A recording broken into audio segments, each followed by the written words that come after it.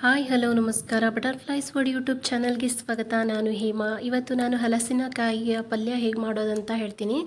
ಈ ಥರ ಕಟ್ ಮಾಡಿಬಿಟ್ಟು ಅದರ ಸೊನೆ ಎಲ್ಲ ತೆಕ್ಕೊಳ್ಬೇಕು. ಈಗ ಅದಾದಮೇಲೆ ಇದನ್ನು ನೀಟಾಗಿ ಕಟ್ ಮಾಡಿಬಿಟ್ಟು ನೀರಲ್ಲಿ ಹಾಕಿಟ್ಕೊಳ್ಬೇಕು.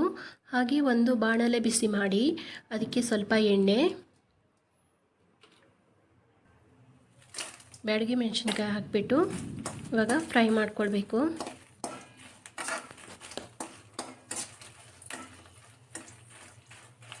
ಈ ಥರ ನೀಟಾಗಿ ಫ್ರೈ ಮಾಡ್ಕೊಳ್ಳೋಣ.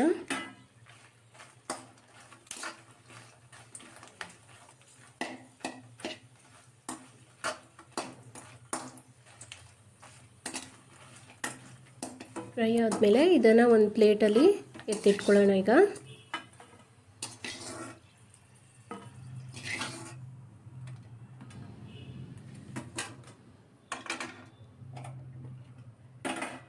ಹಾಗೆ ಅದೇ ಬಾಣಲೆಯಲ್ಲಿ ಇನ್ನೂ ಸ್ವಲ್ಪ ಎಣ್ಣೆ ಹಾಕಿಬಿಟ್ಟು ಅದಕ್ಕೇ ಚಕ್ಕೆ, ಧನಿಯಾ ಕಾಳು, ಜೀರಿಗೆ,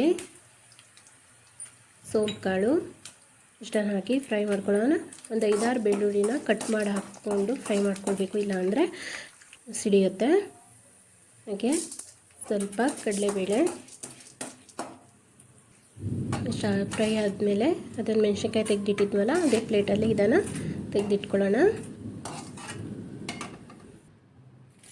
ಹಾಗೆ ಅದೇ ಬಾಣಲೆಯಲ್ಲಿ ಸ್ವಲ್ಪ ಕರಿಬೇವು, ಬೆಳ್ಳುಳ್ಳಿ ಮತ್ತು ಸಾಸಿವೆ, ಜೀರಿಗೆ, ಹಿಂಗ್ ಪೌಡರ್ ಇಷ್ಟನ್ನು ಹಾಕಿಬಿಟ್ಟು ಫ್ರೈ ಮಾಡ್ಕೊಳ್ಬೇಕು.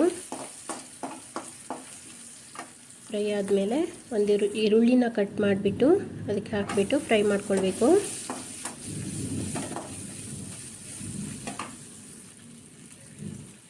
ಸ್ವಲ್ಪ ಫ್ರೈ ಆಗ್ತಾ ಬಂದಾಗೆ ಸ್ವಲ್ಪ ಉಪ್ಪು ಹಾಕಿಬಿಟ್ಟು ಫ್ರೈ ಮಾಡ್ಕೊಳ್ಬೇಕು.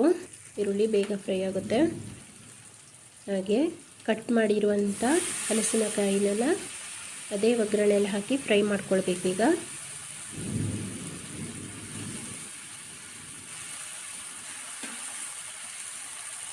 ಹಾಕ್ಬಿಟ್ಟು ಫ್ರೈ ಮಾಡ್ಕೊಳ್ಳೋಣ.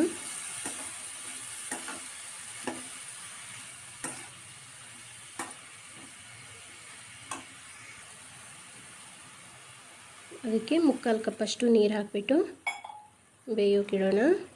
ಹಾಗೆ ಒಂದು ಬಾಣಲೆ ಬಿಸಿ ಮಾಡಿ ಅದಕ್ಕೆ ಒಂದು 1/4 ಕಪ್ಪಷ್ಟು ಕುಚ್ಚಲಕ್ಕಿನ ಹಾಕಿಬಿಟ್ಟು ಫ್ರೈ ಮಾಡ್ಕೊಳ್ಬೇಕು. ಥರ ನೀಟಾಗಿ ಫ್ರೈ ಮಾಡ್ಕೊಳ್ಬೇಕಾಗುತ್ತೆ. ಈ ಥರ ಇಷ್ಟು ಫ್ರೈ ಆದರೆ ಸಾಕು. ಇದನ್ನು ಒಂದು ಮಿಕ್ಸಿ ಜಾರಿಗೆ ಹಾಕಿಬಿಟ್ಟು ರುಬ್ಕೊಳ್ಬೇಕು. ಸ್ವಲ್ಪ ಅರಿಶಿನ ಹಾಕಿಬಿಟ್ಟು ಹುರಿದಿರುವಂಥ ಪದಾರ್ಥ ಎಲ್ಲ ಹಾಕಿಬಿಟ್ಟು ಈ ಥರ ತರ್ತರಿಯಾಗಿ ರುಬ್ಕೋಬೇಕು. ಹಾಗೆ ಸ್ವಲ್ಪ ಬೇಯ್ತಾ ಬಂದಾಗೆ ಅದಕ್ಕೆ ಇನ್ನೊಂದು ಸ್ವಲ್ಪ ಉಪ್ಪು ಆ್ಯಡ್ ಮಾಡ್ಕೊಳ್ಬೇಕು. ಈ ಥರ ನೀಟಾಗಿ ತಿರ್ಸ್ಕೊಳ್ಳೋಣ. ಈಗ ಬೆಂದಿದೆಯಾ ನೋಡೋಣ. ನೋಡಿ, ಈ ಥರ ನೀಟಾಗಿ ಬೆಂದಿರಬೇಕು. ಚೆನ್ನಾಗಿ ಬೆಂದಿದೆ. ಅದಕ್ಕೆ ರುಬ್ಬಿರುವಂತಹ ಮಸಾಲೆ ಹಾಕ್ಕೊಳ್ತಾ ಇದ್ದೀನಿ. ಈಗ ಅದನ್ನು ಫ್ರೈ ಮಾಡ್ಕೊಳ್ಳೋಣ.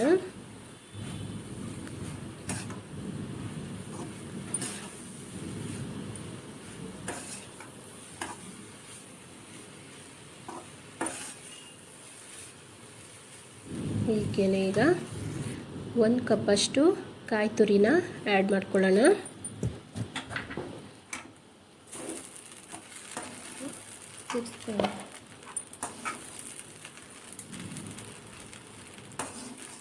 ನೀಟಾಗಿ ತಿರ್ಸ್ಕೊಳ್ಬೇಕು, ಇಲ್ಲಾಂದರೆ ತಡ ಇಟ್ಕೊಳ್ಳುತ್ತೆ.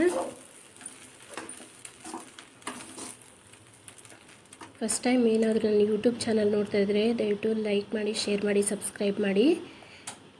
ಮೊದಲೇ ಉಪ್ಪು ಹಾಕಿರೋದ್ರಿಂದ ಉಪ್ಪು ಎಷ್ಟು ಬೇಕೋ ನೋಡಿಬಿಟ್ಟು ಹಾಕ್ಕೊಳ್ಬೇಕಾಗುತ್ತೆ.